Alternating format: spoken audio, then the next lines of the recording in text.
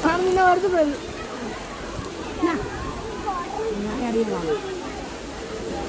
நடத்தி பார்த்தா முடியும் குரங்கு அது மசாலா தொடச்சி திஞ்சிட்டு போறேன்.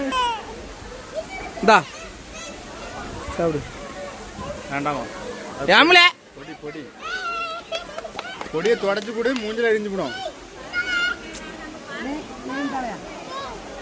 கொடுக்க விட பார்த்தாம ஏசுவாங்க.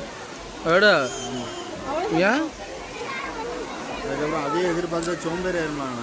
இங்க போய் வேண்டாம் கையில இருக்கு